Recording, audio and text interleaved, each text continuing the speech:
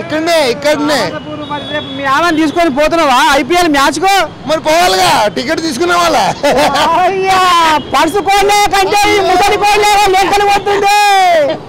అసలు కాదు ముసలేదు లెక్క అంటే ఇదే కావచ్చు. ఇప్పుడు చూడబోతే ఎట్లా వాళ్ళ చూస్తా ఎంత పెట్టుకోను టికెట్? టికెట్ ఎంత పెట్టుకోలేదు, వేరే వాళ్ళు ఇచ్చారు. మనం ఎందుకు పైసలు పెడతాం? వద్దు, వేరే వాళ్ళే పైసలు పెట్టుకో. ఇదిగో ఈసారి కూడా అన్న కూడా ఇద్దరు కలిసి పోతున్నాం.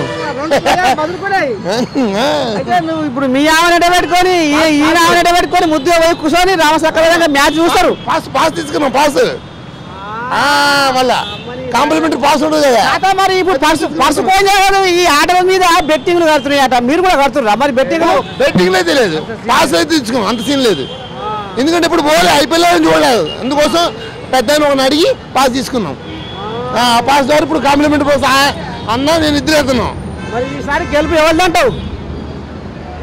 ముంబై వాడు ఉంటా లేదా ధోని, ఎవడు చెన్నై. ఇది ఇప్పుడు ఇది మన ఉప్పల్లా ఆడే ఆట అటు రాజస్థానా, ఇప్పుడు పట్నం హైదరాబాద్? రాజస్థాన్ ఇప్పుడు రాజస్థాన్ కలదు. రాజస్థాన్కి లేదు. చెప్పిరా, నీ పేరు ఏం పేరు?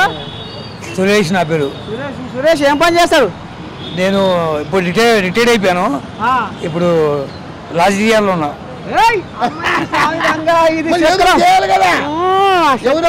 వాళ్ళందరినీ పట్టుకోవడమే ఇదే పని మాకు.